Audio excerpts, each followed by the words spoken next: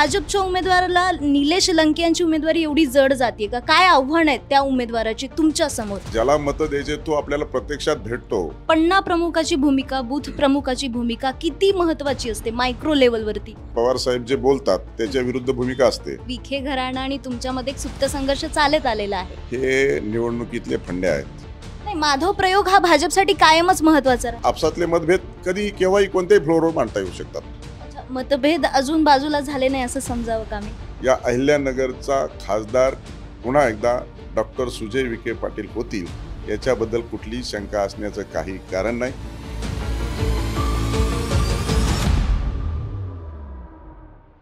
नमस्कार लगावतीच्या प्रेक्षकांना. आज लगावतीची टीम जमलेली आहे दक्षिण नगर लोकसभा मतदारसंघामध्ये आणि आज आम्ही आहोत जामखेडमध्ये आणि आम्हाला आज आपल्या लगावतीच्या प्लॅटफॉर्मवरती उपलब्ध झालेले आहेत विधान परिषदेचे आमदार, इथले नेते राम शिंदे सर. सर, तुमचं खूप खूप स्वागत आहे आमच्या चॅनलमध्ये. नमस्कार. राम शिंदे हे नाव इथल्या लोकसभा लढतीमध्ये किंग मेकरच्या भूमिकेत ओळखलं जातं. आपण त्यांच्याकडनं जाणून घेऊयात एकंदरीतच त्यांचे उमेदवार, भाजपचे अधिकृत उमेदवार सुजय विखे यांच्या प्रचाराची रणनीती काय आहे आणि काय काम चाललंय ते. भारतीय जनता पार्टी आणि महायुतीचे उमेदवार पुन्हा एकदा खासदार डॉक्टर सुजय विखे पाटील यांना उमेदवारी दिलेली आहे आणि 13 मार्चला उमेदवारी जाहीर झालेली आहे. 18 तारखेपासून आता फॉर्म भरायला एप्रिलपासून सुरू आहे आणि आता जवळपास सगळ्या मतदारसंघामध्ये कार्यकर्ता, बूथ संमेलन, नेता, पदाधिकारी यांचे आज सगळे आमच्या मीटिंग संपलेल्या आहेत आणि त्यामुळे निश्चित कार्यकर्त्याच्या भावना, अडचणी, सुख दुःख, गेल्या 10 वर्षाच्या कालखंडातला मोदीजींचा जो कारभार राहिला, अतिशय पारदर्शक कारभार राहिला. प्रत्येक घटकाला न्याय देण्याची भूमिका त्यांनी पार पाडलेली आहे आणि अतिशय मोठ्या प्रमाणात प्रतिसाद मिळत असताना दिसतोय.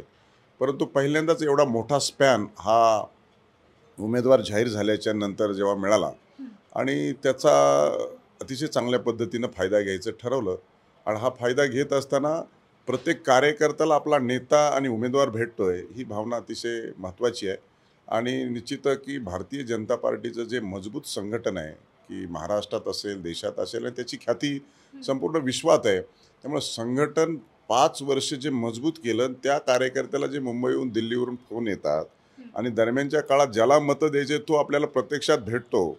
शेवटी तो बूथवरचा कार्यकर्ता, पन्ना प्रमुख, पदाधिकारी तो नेत्यासाठी, पक्षासाठी, मोदींसाठी लढतो. त्यावेळेस त्याला ज्यांना मतं द्यायचे तो प्रत्यक्षात भेटतो. त्यावेळेस त्याचा अतिशय उत्स्फूर्त प्रतिक्रिया असतात की शेवटी 5 वर्ष पुढील त्याला त्या लोकप्रतिनिधीच्या माध्यमातून काम करायचं असतं आणि अतिशय चांगल्या पद्धतीनं दक्षिण अहिल्यानगरमध्ये वातावरण भारतीय जनता पार्टी आणि महायुतीला सकारात्मक आहे आणि आता निवडणुकीची प्रक्रिया सुरू आहे. भाजपच्या रणनीतीबद्दल निवडणुकीचा प्रचार असू देत, पन्ना प्रमुखाची भूमिका, बूथ प्रमुखाची भूमिका किती महत्त्वाची असते मायक्रो लेवलवरती, काय सांगू शकता? मला असं वाटतं की या निमित्ताने अतिशय तुम्ही चांगला प्रश्न विचारलेला आहे की शेवटी भारतीय जनता पार्टी शेवटच्या घटकापर्यंत, लाभार्थीपर्यंत, वंचितापर्यंत योजना देण्यासाठी सातत्यानं परिश्रम करते. नेतृत्व असेल, सरकार असेल आणि आमचा कार्यकर्ता संघटनेच्या माध्यमातून जोडला जातो आणि हे जोडत असताना आपण आता वेगवेगळे सर्वेज पाहतो, म्हणजे प्री पोल सर्वे असतील किंवा एक्झिट पोल असतील. हे सर्वे जे पाहतो ते आत्तापर्यंतच्या निवडणुकीमध्ये असेंब्ली असो की पार्लमेंट असो, हे सर्व सबसेल फेल झालेले आपल्याला प्रचलित पूर्वीचा अनुभव पाहता बघायला मिळतात. त्याचं कारण असं आहे की ज्या वेळेस मोदीजींनी पार्लमेंटमध्ये सांगितलं की आपकी बार 400 पार, याचा अर्थ असा होता की सातत्यानं दिल्लीमधून आणि मुंबईमधून जे आमच्या वॉर रूम आहेत, जे कॉल सेंटर आहेत, अशा माध्यमातून आमच्या प्रक्रियेमध्ये फोन येतात आणि नकळत त्यांच्याकडून ती माहिती, इन्फॉर्मेशन उचलली जाते आणि त्याच्या आधारावरती आमचं जे संघटन आहे, राज्यातलं असेल की देशातलं असेल, त्याच्या अनुषंगाने मोदीजींनी ती घोषणा केली आहे. त्यामुळं या बूथ प्रमुखाचा आणि पन्ना प्रमुखाचा अतिशय चांगल्या पद्धतीनं फायदा होत असताना भारतीय जनता पार्टीला दिसतोय. त्याचं कारण असं की ही व्यवस्था इतर कोणत्याही पक्षामध्ये अस्तित्वात नाही, ही मी दाव्याने सांगतो. हे फक्त भारतीय जनता पार्टीच्याच मध्ये आहे आणि त्यामुळे हे मजबूत संघटन निवडणुकीच्या कालखंडामध्ये आपल्याला अतिशय सकारात्मक आणि प्रभावी काम करत असताना आपल्याला दिसतं. एक महत्त्वाचा प्रश्न, तुमचे भाजपचे अधिकृत उमेदवार जे आहेत सुजय विखे, जे विद्यमान खासदार आहेत, ते काय लोकांच्या समोर काय विजन घेऊन जात आहेत? काय अजेंडा आहे तुमचा? मला वाटतं की शेवटी 5 वर्षांनी ज्यावेळेस तोच उमेदवार पुन्हा एकदा निवडणुकीला सामोरं जाता, की जसं की खासदार डॉक्टर सुजय विखे पाटील आहेत, की गेल्या 5 वर्षाच्या कालखंडामध्ये सरकारच्या माध्यमातून केलेली कामं, जामखेड ते नावरापाटा हा काँक्रिटीकरण रस्ता झाला, नगर ते करमाळा हा रस्ता आपण हायवे नॅशनल हायवे झालेला पाहिला. त्याचबरोबर जे काही मारडोक अभयारण्याचं होतं, इको सेन्सिटिव्ह झोनची लेंथ कमी करणं असेल ते करण्यात आलं. जलजीवन जलजीवन मिशन, घर घर जल या माध्यमातून सगळ्या गावामध्ये पाणी पुरवठा योजना करण्यात आला. त्याचबरोबर पंतप्रधान किसान सन्मान योजना, प्रत्येक शेतकऱ्याला पूर्वीच्या काळात सांगायचे की शेतकऱ्याला कधी तुम्ही पेन्शन देणार, ती पेन्शन सगळ्यामुळे मिळते. त्याचबरोबर मोदीजींच्या माध्यमातून 80 कोटी लोकांना स्वस्त धान्य दुकानाच्या माध्यमातून गहू आणि तांदूळाचा लाभ मिळाला जातोय. मग अशा अनेक योजनेच्या माध्यमातून गायगोट्याचं प्रकरण असेल, विहिरीचं प्रकरण असेल, EGSचं प्रकरण असेल, पंतप्रधान सडक योजना असेल, अशा केंद्राच्या माध्यमातून योजना आल्या, राज्याच्या माध्यमातून योजना आल्या. आणि म्हणून आम्ही आता 10 वर्ष हे अतिशय प्रभावीपणे करून दाखवलंय. याच्यापेक्षा आणखी जास्तीचं प्रभावीपणे काम या मतदारसंघात करायचं आहे, असं खासदार सुजय विखेंच्या माध्यमातून सातत्यानं नेहमी सांगतो. आम्ही देखील प्रमुख लोकप्रतिनिधी म्हणून ते देखील सांगतो आणि त्यामुळे लोकांच्यामध्ये सकारात्मक प्रतिसाद आहे. पारनेर विधानसभेचे आमदार निलेश लंके हे तुमच्या उमेदवाराच्या प्रतिस्पर्धी उमेदवार आहेत. तर त्यांचं आव्हान तुम्हाला कितपत वाटतं? कारण की आजच शरद पवारांनी भाषणामध्ये उल्लेख केला आणि असा आरोप केला विखेंवरती, की विखेंनी एक उद्योगपती पाठवला आमच्याकडे आणि त्यांच्या कर्वे सांगण्यात आलं होतं की लंकेंची उमेदवारी मागे घेण्यात यावी.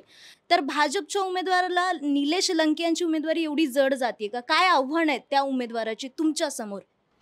मला असं वाटतं की माननीय पवार साहेबांनी जे उद्गार काढले, या उद्गाराच्या अनुषंगाने नेहमी करता जनसामान्यामध्ये चर्चा असते की पवार साहेब जे बोलतात त्याच्या विरुद्ध भूमिका असते.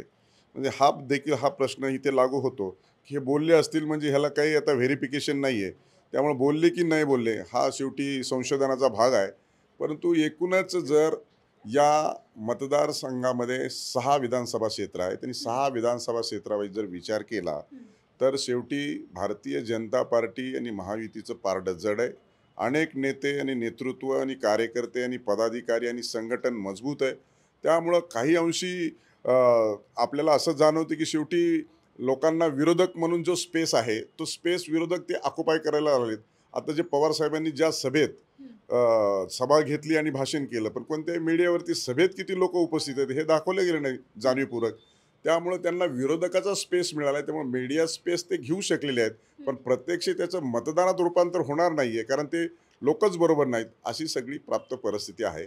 त्यामुळं जो विखेंचा अनेक वर्षांचा अनुभव आहे, त्यांच्याबरोबर जे लोकप्रतिनिधी आहेत, ही सगळी गोष्ट जर आपण बेरजेत धरली तर निश्चित स्वरूपामध्ये निवडणुकीमध्ये काही अडचणी असं वाटत नाही. आणि कुठलाही त्यांचा जो दावा आहे पवार साहेबांचा, तो मला वाटतं की तो दावा त्यांनी निवडणुकीमध्ये आणि उमेदवारामध्ये ऊर्जा आणण्याच्या दृष्टिकोनातून केलेला हा प्रयत्न आहे, असं म्हटलं तर वावगं ठरणार नाही.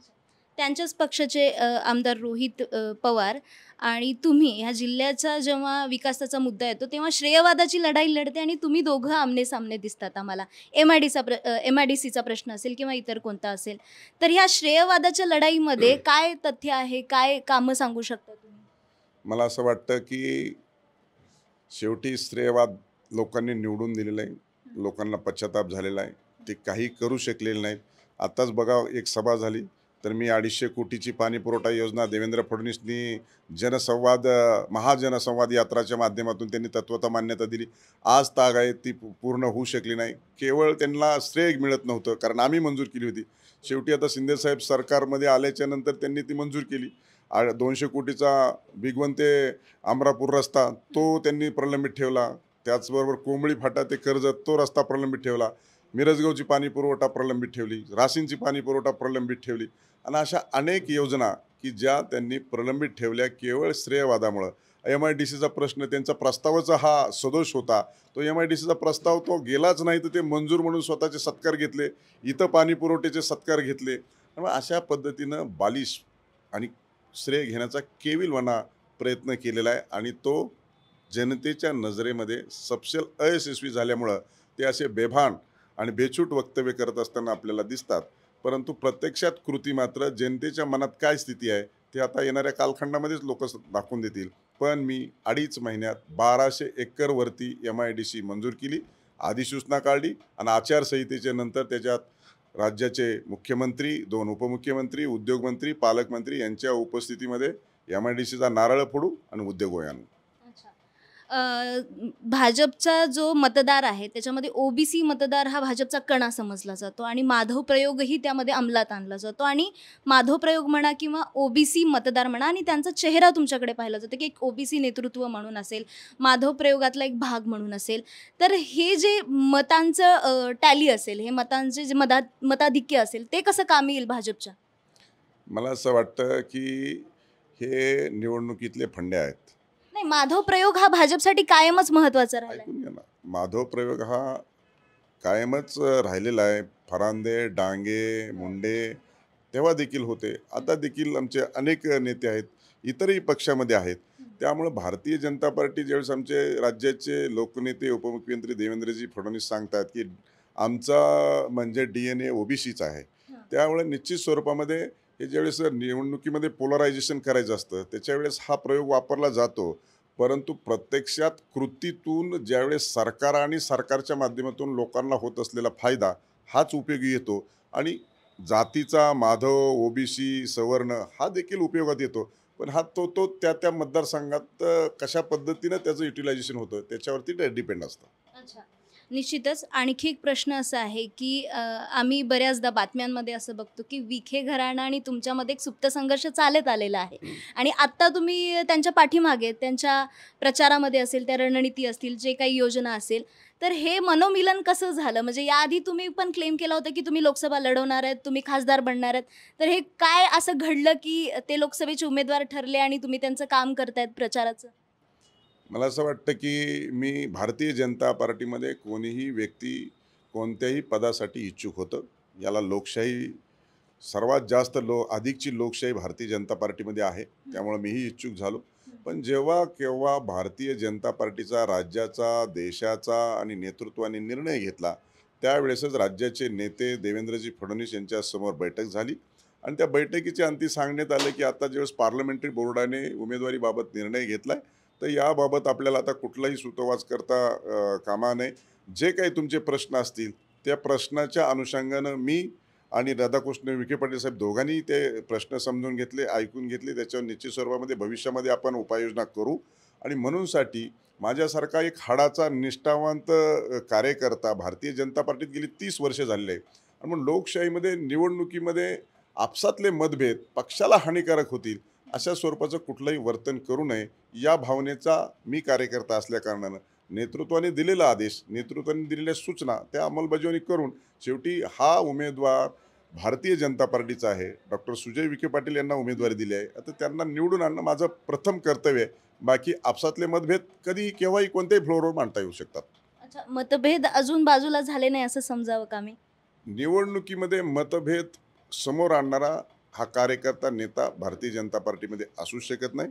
निवडणूक हे रणांगण आहे, रणांगण जिंकायचं असतं आणि त्यामुळे रणांगण जिंकल्यानंतर शेवटी मतभेद हे आपसुकच त्याच्यातले कमी तीव्रता होते आणि शेवटी पक्षाचं हित महत्त्वाचं आहे, जिंकणं महत्त्वाचं आहे आणि ह्या सामाजिक राजकीय परिस्थितीमध्ये आपला उमेदवार जिंकल्याच्या नंतर निश्चित स्वरूपामध्ये ते सगळे डायल्यूट होऊन आपण प्रक्रिया व्यवस्थितपणे पार पाडल्याच्या नंतर शेवटी वरिष्ठांनी सांगितले, वरिष्ठांनी घेतलेला निर्णय, त्या निर्णयाची अंमलबजावणी करण्यासाठी कार्यकर्त्यांनी जर त्यांना रिस्पॉन्स केला नाही तर मग तो कार्यकर्ता कसला? आणि म्हणूनसाठी माझ्यासारख्या कार्यकर्त्यांनी दिलेल्या आदेशाचं अनुपालन करून त्यांना सहकार्य करणं, समर्थन देणं आणि त्यांना निवडून आणण्याची जबाबदारी स्वीकारणं हे माझं क्रमप्राप्त अग्रक्रमाने काम आहे आणि म्हणून ते करतोय आणि निवडून आणणं हे माझं कर्तव्य आहे. तुमच्या वरिष्ठांनी, भाजप नेतृत्वाने तुमच्यावरती अनेक राज्यांचं प्रभारीपद सोपवलं होतं, तुमच्यावरती विश्वास दाखवला होता, तुम्ही प्रदेश कमिटीचा भाग पण आहात. तर तुम्ही कायम संघटनात्मक कार्यकारिणीत किंवा त्या राजकारणात रमलेला आम्हाला दिसून येतात. तर पुढं चालून प्रदेश भाजपचं तुमच्याकडे संधी चालून येणार आहे का? किंवा तुम्हाला आवडेल का त्यावरती काम करायला? मला वाटतं आत्तापर्यंतच्या देवेंद्रजी फडणवीसांच्या कालखंडामध्ये राज्याचं मी जनरल सेक्रेटरी म्हणून काम केलं. त्याच्या साहेबांच्या नंतर साहेब ज्यावेळेस मुख्यमंत्री आणि सभागृहाचा नेता म्हणून निवडलं, त्याच वेळेस मीडिया आणि सर्वात चर्चा होती की मी प्रदेशाध्यक्ष होणार, परंतु मी वय कमी होतं, मी ते पद नाकारलं. त्याच्यानंतर दोनदा अशी माननीय चंद्रकांत दादा पाटील आणि माननीय रावसाहेबजी दानवे साहेब याच्या वेळेस पण माझ्या नावाची चर्चा होती. आत्ता देखील बावनकुळे साहेब झाले, तर दोनच नावं दिल्लीला गेली अशी माझी माहिती आहे. त्यामुळं मी होणार की ते होणार, पण माझं नाव होणार की त्यांचं नाव होणार अशी स्थिती असताना देखील मी झालो नाही. म्हणून त्याच्यामध्ये काही रुसून बसायचं काम नाही. शेवटी हे निरंतर चालणारी प्रक्रिया आहे. त्यामुळे जी पक्षाने दिलेली जबाबदारी आहे ती सिद्ध करून दाखवणं, त्याच्यात परफॉर्म करणं आणि आणखी पुढं जाणं हे कर्तव्य मी समजतो. त्याच्यामुळं अनेक वेळा चर्चा झाली आणि कोणतंही पद आलं, मंत्री असो, सभापती असो, हे चर्चा तर होतेच माझी. आणि त्यामुळे आता लोकसभेची देखील आता चर्चा झाली, पण ज्यावेळेस नाही मिळालं तर थांबलो. त्यामुळे चर्चा ही होत राहणार. शेवटी सार्वजनिक जीवनामध्ये काम करत असताना माणसाला पदं दिल्याच्या नंतर असं कोणी म्हटलं नाही की हा या पदाच्या लायकीचा नाही आहे. त्यामुळे लोकात आणि जनतेत ज्यावेळी चर्चा होती की ह्याला हे पद द्यायचं आहे, ह्याला हे पद द्यायचं आहे, हे माझ्यासाठी खूप आहे, त्याच्यात मी समाधानी आहे. त्यामुळे पार्टी पक्ष नेतृत्व ठरवेल काय केव्हा कधी द्यायचं ते. त्याच्यामुळं मला काही त्याची चिंता नाही. असं आम्ही समजून चाललो की काही काळानंतर आम्ही तुम्हाला प्रदेशच्या पातळीवरती आम्हाला तुमचं नेतृत्व पाहायला मिळेल. सर, आमच्या लगावतीच्या माध्यमातून तुम्ही अहिल्यानगरच्या मतदारांना काय मेसेज देऊ कराल? अहिल्यानगर नामकरणाचा प्रस्ताव मी पुण्यश्लोक अहिल्यादेवी होळकरांच्या 31 मे त्यांच्या जन्मगावी मांडला होता. देवेंद्रजी फडणवीस त्यांनी त्याला समर्थन दिलं. राज्याचे आदरणीय मुख्यमंत्री एकनाथरावजी शिंदे साहेबांनी हा प्रस्ताव मंजूर करण्यात आला आहे असं सुतोवाच केलं. मी त्याच्यानंतर फॉलोअप घेत असताना निवडणुकीपूर्वी याची अंमलबजावणी व्हावी अशा पद्धतीची अपेक्षा व्यक्त केली. मला वाटतं कोड ऑफ कंडक्ट लागण्याच्या अगोदरची जी कॅबिनेट झाली त्याच्यामध्ये हा प्रस्ताव विचाराधीन आणला आणि तो प्रस्ताव केंद्राकडे दिला. अहिल्यानगरचं नाव आता देणं ही फॉर्मॅलिटीज राहिलेली आहे, कारण आता गुगलने पण ॲप्रिशिएट केलेलं आहे. त्यामुळं या अहिल्यानगरचा खासदार पुन्हा एकदा डॉक्टर सुजय विखे पाटील होतील याच्याबद्दल कुठलीही शंका असण्याचं काही कारण नाही. त्याच्यामुळं जे काही हे 60 दिवस अगोदर तिकीट डिक्लेअर झालं त्याच्यामुळे सर्व डॅमेज कंट्रोल करून आता योग्य दिशेने आम्ही निघालेलो आहोत आणि आता लक्ष 13 तारखेच्या मतदानाचं आणि 4 तारखेला मतमोजणीचं आहे. त्यामुळे सुजय विखेंचा विजय हा निश्चित आहे. ही काळ्या दगडावरची पांढरी रेघ आहे. थँक्यू सर, तुमचा वेळात वेळ काढून आम्हाला मुलाखत दिली. ही मुलाखत तुम्हाला कशी वाटली आम्हाला कमेंट बॉक्समध्ये नक्की कळवा आणि अशाच राजकीय मुलाखती पाहण्यासाठी लगावतीच्या यूट्यूब चॅनलला सबस्क्राईब करायला विसरू नका.